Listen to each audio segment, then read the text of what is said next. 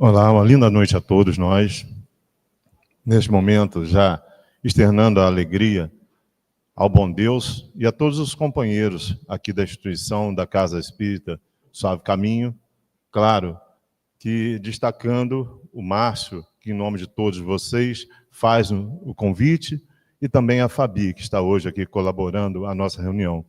Em forma de agradecimento sincero que a gente tem essa oportunidade de estar aqui novamente em divulgação dessa doutrina que nos esclarece e nos consola, nos levando sempre, a cada dia, a sermos um pouco melhor do que fomos ontem.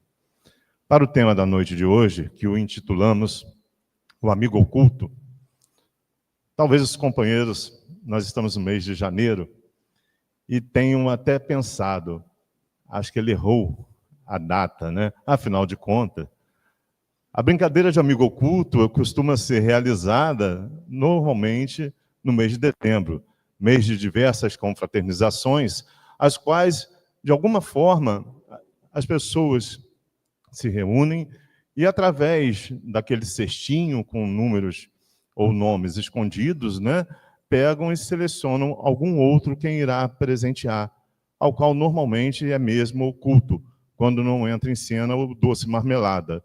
Mas então, isso costuma-se muito fazer em dezembro.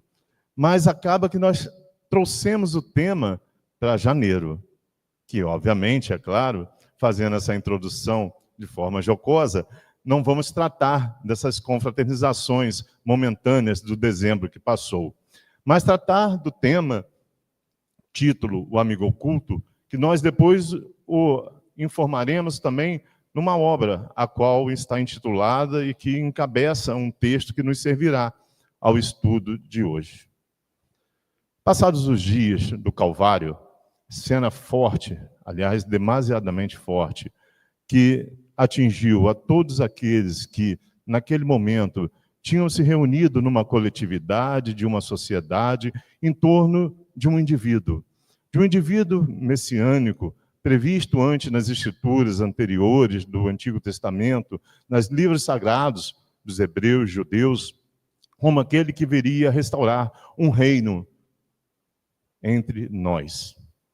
Um reino que não ficou bem compreendido nas escrituras, se seria um reino material, um reino de poder, de autoridade, um reino de riqueza material, ou se seria algo que parecia ser um reino um tanto quanto místico, um reino que estava denominado como sendo de Deus, mas um reino esse em que, pelas consciências ainda muito primitivas à época, não conseguiam entender que este era, portanto, um reino imaterial. Aguardavam eles, principalmente naquele momento, como sabemos, que estavam há séculos e séculos, na verdade, há mais de milênio, sempre em interregnos maiores ou menores de tempo, sob julgo de outras civilizações, né, sendo escravos de diversas dessas, povo esse que, pelo menos desde Moisés, 1400 anos antes da vinda do Messias, não tinha ainda estado em colocação definitiva e em paz perante os seus, naquela que encontrava-se como entendida terra prometida de Canaã. Ali, portanto, então, naquele momento, sob julgo final, como sabemos, de um império romano, buscavam aguardar que esse Messias, esse que ali viesse entre eles, no seio daquele povo, que se entendia como povo predileto do Deus maior. Afinal de contas, pelo menos na tábua da lei, se dizia como um povo de adoração a um Deus único, monoteísta, e que abominava aqueles que acreditavam em muitos deuses, aqueles que se entendiam como paganistas ou pagãos. Bem, o que acontece, portanto, é de que o Calvário é o momento final do Cristo encarnado, como bem sabemos. E aquela cena forte, demasiadamente forte, como me expressei, havia causado choque, espetáculo triste em toda aquela mentalidade coletiva. Era como que uma desilusão. Era como que um sonho que acabou. Percebiam eles de que, afinal de contas, esse tal reino que traria, portanto, aquele povo novamente à independência e a ser dono dos seus destinos, não se configuraria. Porque, passada aquela morte física, ainda estava ali a dominar em pujança aquele povo, o Império Romano. Tristes e abatidos, sepultaram o mestre. E sabemos bem de que já no terceiro dia, no domingo, acaba, portanto, na visita de 3 mulheres, 3 senhoras, ao visitar o túmulo para novamente passarem bálsamos, trocarem os lençóis, como era de costume, para permitir que, assim, o corpo físico perdurasse um pouco mais livre, até mesmo de algum mau odor e do ataque, óbvio, de vermes. Então, iam ela lá com esse hábito, com esse costume de época, levando todos esses ingredientes para dar preservação por mais tempo ao corpo do mestre. Mas eis que a pedra está removida, o sepulcro está vazio. Se assustam elas, Madalena, Joana de Cusa e Maria. Maria essa que ora é, por alguns autores, tida como mãe de Tiago, ora como mãe de Simeão. Tiago, discípulo de primeira hora, Simeão, depois. Mas também colocada como Maria de Alfeu. Alfeu, que a gente vai já falar um pouco mais sobre ele na narrativa de hoje. Bem, então elas pegam, se assustam com aquele túmulo vazio, mas eis que diz o texto que aparecem a ela 2 homens, que depois se entendem como sendo 2 espíritos, ou, no melhor entendimento da época, 2 anjos, e falam de que, portanto, o mestre não está mais ali. Ficam elas num misto de surpresas, estupefatas, eufóricas, meio que ainda sem entender bem o que havia acontecido, e vão ao porto seguro que tinham os 11 discípulos que restavam. Estando junto a eles, narram todo o ocorrido, e eles, descrentes, dão de ombros e não acreditam nelas. Pedro, de alguma forma, ainda que na dúvida, vai até o sepulcro, visualiza vazio, volta, mas aquilo não mexe com as suas crenças na ressurreição do mestre, que estava predita desde muito antes. Ainda, sob esse torpor do medo, da insegurança, da incerteza do que aconteceria com aquele grupamento que se colocara por afinidade junto ao mestre, e seriam eles, como assim o mestre o conclamou tantas vezes, os divulgadores, os disseminadores do evangelho, da boa nova, mas então, ainda outros companheiros, nessa desilusão, resolvem fazer uma pausa para respirar. 2 deles pegam uma estrada e vão a uma cidade que fica a cerca de 11, 12 quilômetros de Jerusalém, cidade da paz, e vão a, portanto, uma cidade chamada Emaús, ou Nicópolis, que fica na Palestina. Emaús, à época, era uma cidade termal, uma cidade de banhos turísticos, onde as pessoas iam se refazer pelas qualidades especiais das suas águas. E, portanto, não muito longe, né? Assim, num hábito que, assim como nós, num dia de muito calor, talvez até envoltos em alguma chateação, saímos daqui do Marileia e vamos na praia de Itapebuçus e voltamos, assim foram eles a Emaús. Buscar se refrescar, não só o corpo, mas principalmente a mente que estava tão turvosa daqueles acontecimentos tão tristes. Eis que no caminho vão em conversação esses 2 homens, e vão relembrando todos os fatos daquele momento do Calvário, aqueles que, obviamente, acabaram com aquilo que eles entendiam como a esperança. Porque assim ficaram como que sem um pastor a servi-los, a guiá-los. E esse era o maior medo. Porque ovelhas sem pastor, como sabemos, se apavoram, se dispersam e não conseguem nem mesmo continuar juntas a se proteger daqueles que sejam os seus atrozes, né, adversários, aqueles que venham até mesmo privá-las da própria existência. A ovelha tem uma característica interessante. Por essa docilidade e também, de certa forma, essa medrosidade que ela é conhecida em seu temperamento, ela precisa sempre do pastor, e o pastor, ao conservar um rebanho, ou a começar a construir um rebanho, aquela época, tinha sempre que selecionar uma ovelha que pegava, logo de recém-nascida, filhote, para que ela se acostumasse com o seu cheiro, se acostumasse com a sua voz. para que toda vez que ele, no campo, a chamasse para recolher, ela serviria de guia também, uma ovelha entre as outras ovelhas. A cena, isso tanto é verdade, e é cultural, que essa cena talvez alguns dos senhores e senhoras já tenham visto. Um homem com uma ovelha sobre os ombros e as pernas sobre o pescoço. Essa era a ovelha que serviria de guia. A ovelha, logo nos primeiros dias, ela tinha destroncada uma parte aqui da pá, para que ela não conseguisse andar e se afastar do seu dono. Então ele dormia com ela, colocava junto ao seu local dentro de casa, a alimentava, chamava pelo nome, assim a acostumava, para que mesmo depois, então, recolocando a perna dela no local e a soltando-a, ela já não mais se afastasse completamente dele, e a um chamado ela retornaria, trazendo por semelhança todas as suas demais. Mas e se a ovelha guia fica sem pastor para chamá-la? Não tem mais voz, não tem mais cheiro, não reconhece mais um líder. E é assim que toda aquela comunidade, portanto, se sentia. Perdeu o pastor, perdeu a liderança. E voltando a esses dois homens, era sobre isso que eles conversavam no caminho de Emaús. Um deles, Cleopas, ou Cleofas, também chamado de Alfeu, era justamente marido daquela Maria que estava junto lá no momento das outras duas, descobrindo o sepulcro vazio. Alfeu ora é tido como irmão de José de Arimateia. Ele é tido como irmão de José carpinteiro, pai de Jesus, né? Ora ele é tido, em verdade, como somente cunhado de Maria, Maria de Nazaré, porque esta outra Maria seria, portanto, irmã de Maria. Então, confusões familiares, né, históricas, onde sabemos que o registro civil daquela época, nem sei se existia, devia ser algo complicado, mas os personagens, o que quero destacar neles, é que todos eles eram muito próximos a Jesus.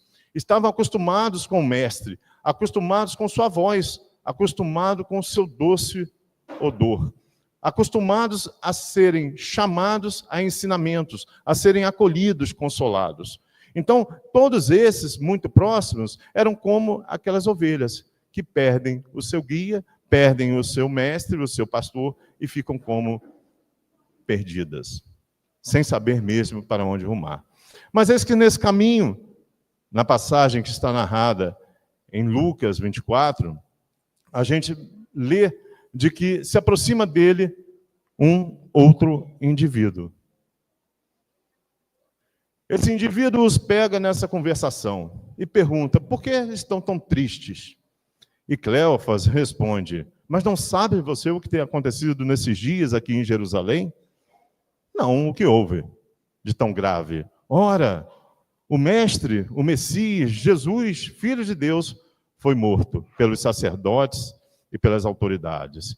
E depois de então ter passado por todo o suplício, por todo o Calvário, agora nós já não o temos. Eis que Jesus toma a palavra e fala a esses companheiros: mas isso, os profetas já diziam que assim aconteceria. E para que se desse esse acontecimento e provasse, em verdade, a justiça divina, a misericórdia divina, que envia um filho maior a trazer-lhes o exemplo do bem viver, do amar e servir. E aí, por essa conversação, mas obviamente pela boa irradiação de Jesus, embora eles não o reconheçam em personagem, em pessoa, eles começam a se sentir um pouco melhor, um pouco aliviados de todo aquele torpor mental de que estavam envoltos. E aí continuam o caminho conversando com Jesus.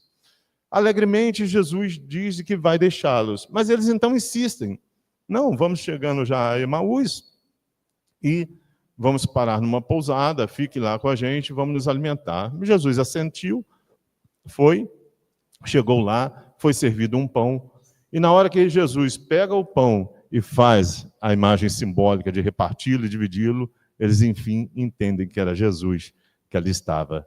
Conta o texto que exatamente nesse momento, quando eles o reconhecem, Jesus desaparece.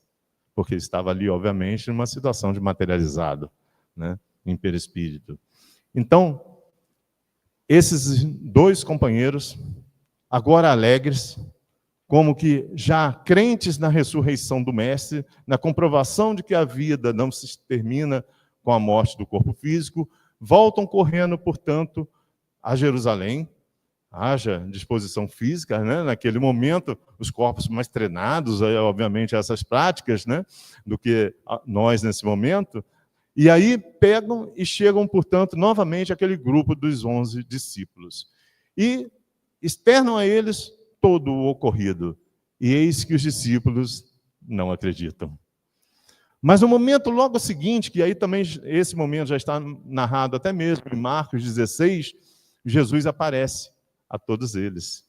E, portanto, começa a explicar-lhes novamente todo o ocorrido e, claro, sempre destacando homens de pouca fé.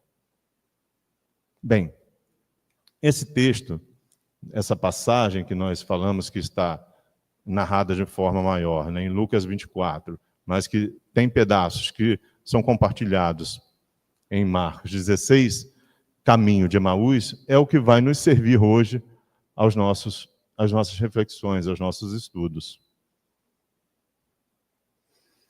O Amigo Oculto é o título de uma página muito bela que o Espírito Emmanuel dita através de psicografia ao médium Francisco Cândido Xavier e que, publicado em forma de livro, essa sequência, né, de mensagens pela Federação Espírita Brasileira, constitui o Caminho, Verdade e Vida. Caminho, Verdade e Vida, que é um dos 4 livros da série Fonte Viva, como sabemos, na lição 95, o Amigo Oculto, vai fazer, Emmanuel, uma análise dessa historieta que eu contei com as minhas poucas palavras a todos vocês nesse momento. Mas, destacando um versículo lá de Lucas, diz assim: mas os olhos deles estavam como que fechados, para que não o conhecessem. Eu vou fazer a leitura, porque é bem pequeno o trecho, para que a gente possa depois voltar a esse texto e analisar um pouco. Os discípulos a caminho de Emaús comentavam, amargurados, os acontecimentos terríveis do Calvário. Permaneciam sob a tormenta da angústia. A dúvida penetrava-lhes a alma, levando-os ao abatimento, à negação. Um homem desconhecido, porém, alcançou-os na estrada. Oferecia o aspecto de mísero peregrino. Sem identificar-se, esclareceu as verdades da Escritura, exaltou a cruz e o sofrimento. Ambos os companheiros que se haviam emaranhado no cipoal de contradições ingratas experimentaram agradavelmente bem-estar, ouvindo a argumentação confortadora. Somente ao termo da viagem, em se sentindo fortalecidos no tépido ambiente da hospedaria, perceberam que o desconhecido era o mestre. Então, esses parágrafos é a análise que Emmanuel faz da historieta narrada pelos evangelistas que a gente dividiu com vocês aqui. E agora, Emmanuel vai fazer uma análise algo psicológica daqueles indivíduos, comparando também com todos nós. Ainda existem aprendizes na estrada simbólica de Emaús, todos os dias. Atingem o Evangelho e espantam-se em face dos sacrifícios necessários à eterna iluminação espiritual. Não entendem o ambiente divino da cruz e procuram paisagens mentais distantes. Entretanto, chega sempre um desconhecido que caminha ao lado dos que vacilam e fogem. Tem a forma de um viandante incompreendido, de um companheiro inesperado, de um velho generoso, de uma criança tímida. Sua voz é diferente das outras, seus esclarecimentos mais firmes, seus apelos mais doces. Quem partilha por um momento do banquete da cruz, jamais poderá olvidá-la. Muitas vezes partirá mundo afora, demorando-se nos trilhos escuros. No entanto, minuto virá em que Jesus, de maneira imprevista, busca esses viajores transviados e não os desampara, enquanto não os contempla seguros e livres na hospedaria da confiança. Trazendo, portanto, essa análise da psicologia daqueles indivíduos, comparando com a nossa, com as nossas atitudes, diante das situações que nos sentimos como que perturbados pela falta de agora em quem nos apoiar, em alguém que a gente identificava como sendo esteio, alguém que de alguma forma era tido como liderança nos diversos setores sociais da vida, a gente se comporta. Ainda muito desacostumados à conquista da própria autonomia e à responsabilidade pelas nossas ações, ao qual, sem dúvida nenhuma, não pode ser deixada de ser tomada em conta perante a lei divina, mas e ainda desacostumados, e também, é claro, por sermos ainda um tanto quanto incipientes no nosso conhecimento e na condução das boas decisões que o livre-arbítrio nos traz, a gente busca sempre imagens, ídolos, líderes. Assim a gente sabe que procura essas pessoas às quais nos espelhamos em todos os campos da existência, da relação humana, como falamos. Nem sempre são exemplos muito dignos. Nem sempre o que elas passam são reais noções de bem viver e de melhor conduta ética durante a existência. Podem ser trivialidades. Pode-se gastar muito tempo identificando líderes por questões estéticas, por questões financeiras, por questões de poder. Mas o líder que falamos aqui é o líder maior, o líder espiritual, ao qual, por vezes, nós o identificamos dentro da própria família. Temos alguém lá com maior sabedoria, com melhor maneira de se conduzir, e que, portanto, é também quem nos externa esses ensinamentos responsáveis pela nossa educação, digamos assim, que se falta, nós nos sentimos um tanto quanto desnorteados. Bússola desnorteada, de agulha desnorteada, né, sem norte. Assim o é quando alguém, por exemplo, em família muito próximo e que temos nessa condição de esteio, falta. A morte já marcada o chama e ele não estará mais presente em corpo físico entre nós. Por um grande momento, para uns maiores, para outros menores, haverá perturbação. O saudosismo digno, não tenhamos a menor dúvida, né? O choro que vem mesmo do entristecimento de não mais poder partilhar a comunhão diária, sim, tudo isso é digno. E tudo isso terá um tempo, maior ou menor, como falamos, de acordo com o entendimento, o despertar de cada um. Mas se perduram essas sensações, essas emoções, essas perturbações, a nossa mente, de alguma forma, começa a entrar num torvelinho de desequilíbrio, onde não conseguimos mais, por vezes, dar conta dos nossos afazeres comuns, cotidianos, né? E começamos, portanto, a faltar com compromissos familiares, sociais, profissionais, institucionais, por conta de, justamente, não conseguimos mais ser dono do nosso próprio trilhar, visto que parece-nos que aquele que identificamos como esteio seria o porto seguro, alguém que ali, em verdade, estaria como possibilidade de nos ofertar sempre o conhecimento do melhor caminho, ofertar sempre o corrigir também dos caminhos quando já trilhados de forma equivocada. E aí, como eu disse, não acostumados à autonomia, à conquista da própria individualidade, que não é do individualismo, mas a consciência da individualidade, a gente se sente, portanto, perdido no mundo. Quantos se veem que ficam longo tempo, e aqui eu não estou fazendo nenhuma maneira crítica, desrespeitosa, estou apenas identificando, né, imagens que com certeza a gente já passou ou conhece alguém que esteja passando, em forma lamuriosa, chorosa, depressiva, porque não tem mais essa pessoa junto ao seu viver carnal. E aí, essa mente agora, portanto, já envolta em situações deletérias de pensamentos, vai aumentando em quantidade, entrando mesmo em circuitos muito graves de monoideísmo, a qual aquela ideia fixa não sai da sua mente, e entram em processos, obviamente, depressivos. Nesses processos, se assemelham como aqueles dois companheiros estavam na estrada de Emaús.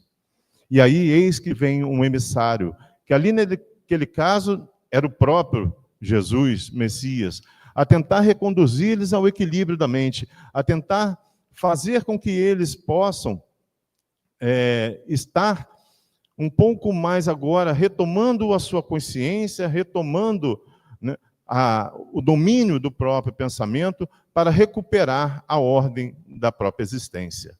Na maioria das vezes, esse que se aproxima é sempre alguém que nos quer bem.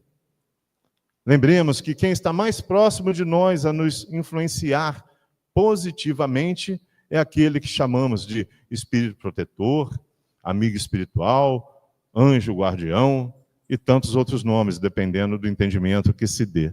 E aí, por isso, passamos nós por diversos processos diários de boa inspiração, aonde começa a tentar colocar, digamos, nessa imagem simbólica do quebra-cabeça, a peça que estava fora do lugar e que deve retornar, para que consigamos de novo rumar de maneira autônoma na existência. Ali era o próprio Jesus, naquele símbolo da estrada de Emaús. Com nós, são esses amigos espirituais. Esses são os primeiros a tentar nos inspirar à modificação daquele tônus mental negativo. Jorrando sobre nós, não só inspirações, mas bons fluidos que venham a equilibrar, aí já na parte material, energética, tudo aquilo que está em desalinho.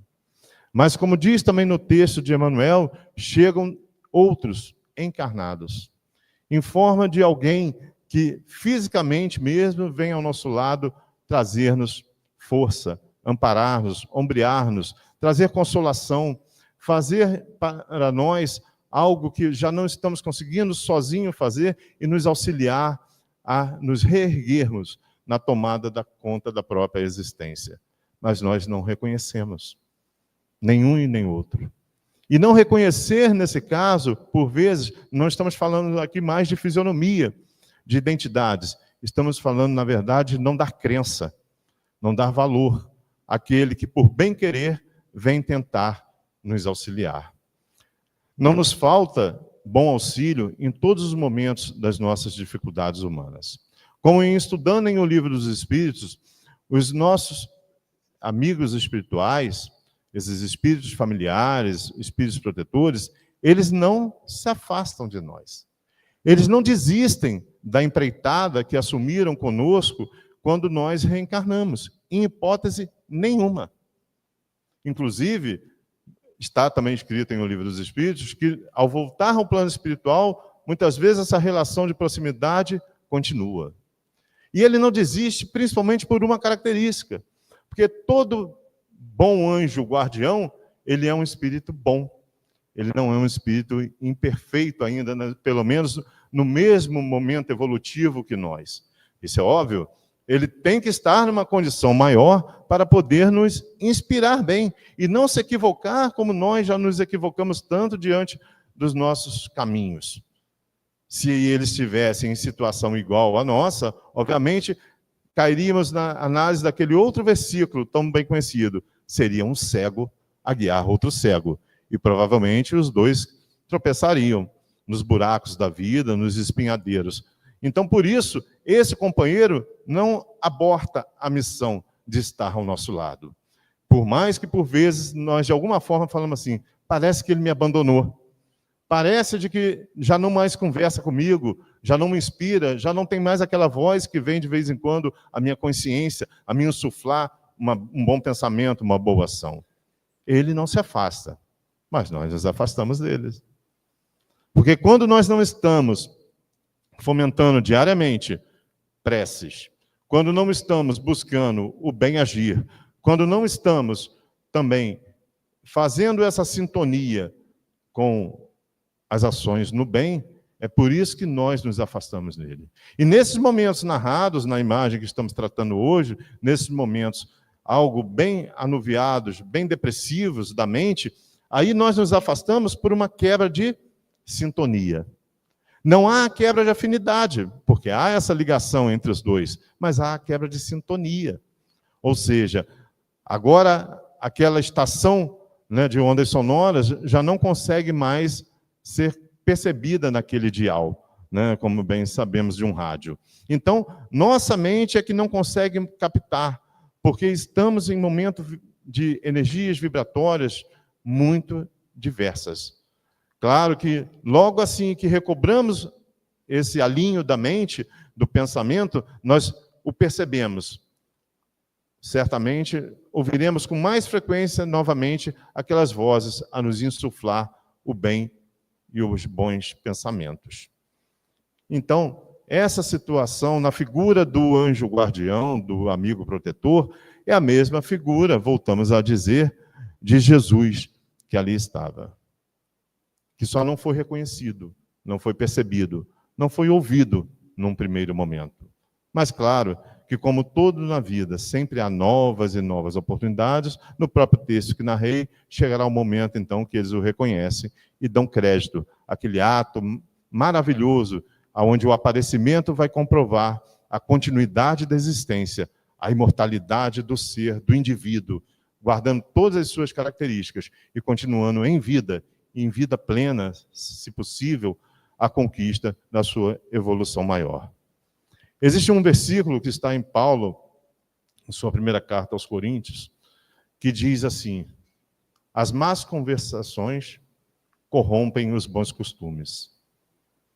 Aqueles companheiros ao caminho estavam em más conversações, e por isso suas mentes se toldou, e não reconheceram o bom emissário, o amigo oculto. O cuidado que nós devemos ter com a manutenção das boas conversações deve ser zeloso, o orar e vigiar é tão repetido e conhecido. Porque certamente são pelas nossas interações, são pelos diálogos que nós temos com os nossos mais próximos, né, ou mesmo com um desconhecido que em algum momento se torna próximo, são pelas conversações que nós temos a possibilidade de levar ao outro a palavra de esclarecimento e conforto, bem como receber do outro. Mas se não nos dignamos a manter as boas conversações de boa conduta, de boa moral, de boa ética, como se diz, a gente acaba envolvendo as nossas mentes também nessas influências perniciosas. E a má conversação, por vezes, se torna também uma má possibilidade de observação, aonde a gente se acostuma por uma questão, é claro, da afinidade que cria e da maneira, digamos assim, de ver as coisas e a vida, a ter olhos somente para aquilo que nos assemelha, que nos chega. Não é raro, infelizmente, ver companheiros dizer: meu Deus, esse mundo está cada vez pior. As pessoas estão cada vez piores. Tudo está dando errado. Ninguém mais se respeita. As pessoas hoje já não têm mais amor umas com as outras. As pessoas hoje já mais não querem sequer conviver umas com as outras. Todos querem se isolar. Todos querem cuidar somente de si e não se importam com aquele que está ao lado, com o próximo, com o familiar, com o amigo, com quem quer que seja. Vejam, é um direcionamento de visão, de pensamento, de má conversação. Mas que se a gente modifica essa ótica de observação, a gente vê que nunca houve tanto bem. É diametralmente oposto à percepção de mal e bem. Porque cada vez mais, mesmo que sejam pelos momentos dolorosos que todos nós passamos, mas também pelos despertar das consciências, as pessoas vão buscando a melhoria própria. Porque melhorar é o desejo ainda instintivo de todos nós. Experimentar o bem-estar é algo que faz parte ainda de lá, ainda quando estamos como princípio espiritual, nem como espírito formado. A gente sabe bem que toda vez que a gente, por exemplo, alimenta o corpo, tem a sensação de já não mais ter estômago vazio e tem bem-estar. E guarda essa sensação de bem-estar, e é por isso que, repetidamente, a gente vai em busca de alimento. Como vai em busca de estar junto a outros, em manada, para se agasalhar das intempéries, do frio. Se protege também depois com roupas confeccionadas. Então, todas essas ações que agem sobre os nossos 5 sentidos despertam em nós a percepção do bem-estar. E isso é sabedoria divina.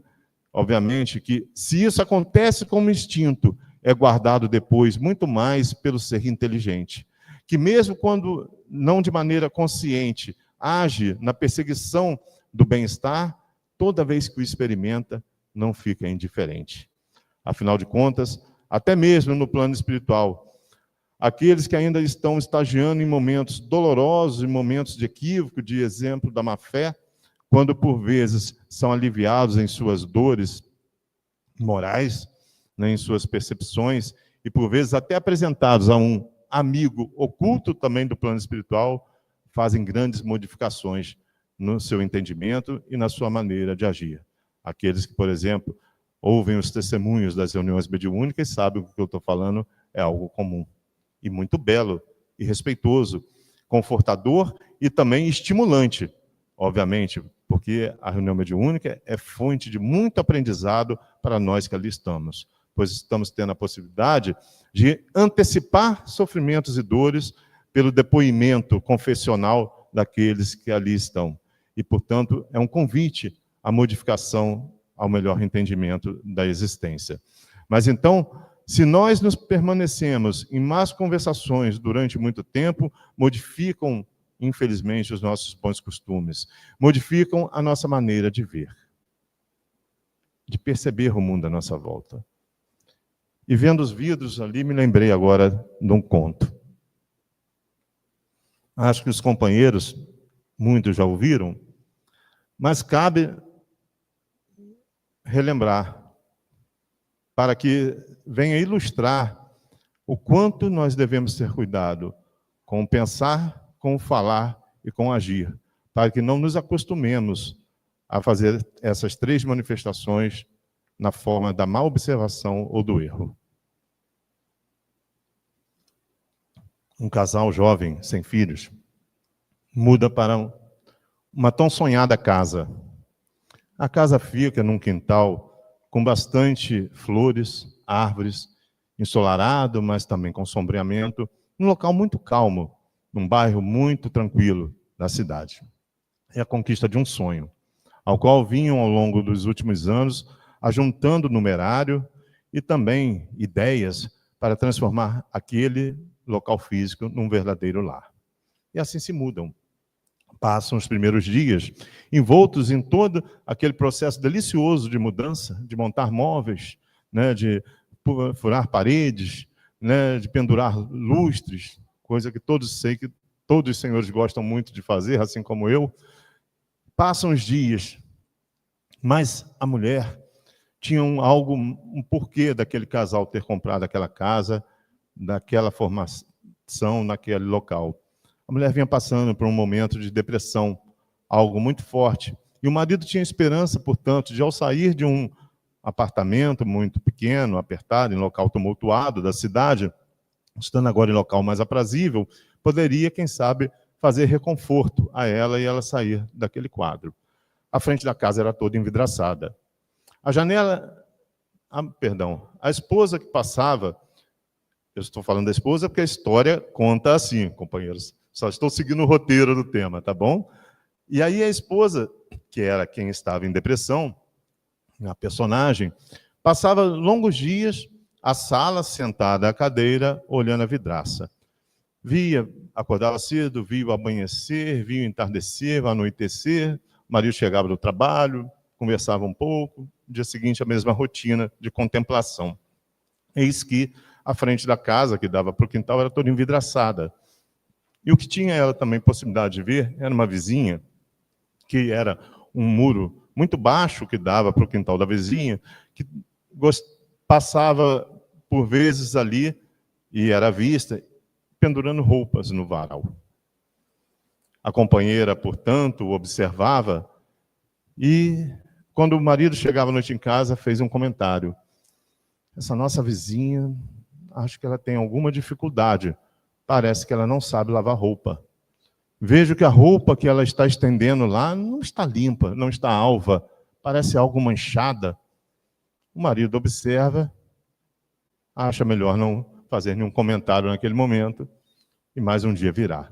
Passado alguns dias, chega em casa, o mesmo comentário. Olha, a vizinha de novo, lavando roupas, pendurando, e as roupas mal lavadas demais. Né? Parece que ela não se apercebe, que não está ficando, né, de maneira adequada essa lavagem. O que será, hein? Mas eu me sinto sem jeito de ir lá falar com ela. Vamos ver o que acontece. E assim se repete algumas vezes. Até um dia que o marido chega em casa e a mulher fala: olha, acho que ela pegou o meu bom pensamento, minha inspiração. Hoje ela lavou as roupas, esticou no varal, estavam todas limpíssimas, alvas, lindas, muito assim, olhadas de longe, mas percebia-se de que agora estavam bem adequadas para o uso. E o marido, naquele momento, então, sorriu e falou: é porque hoje eu acordei mais cedo e deu tempo de eu lavar as vidraças da frente da casa. E é por isso que você está vendo as roupas limpas dessa maneira, porque os vidros já não estão mais sujos. Temos que ter cuidado com as más conversações, porque elas deturpam os bons costumes. Que o bom Deus nos ampare hoje e sempre, nos permita sempre ter a possibilidade de estarmos novamente em estudo. Graças a Deus.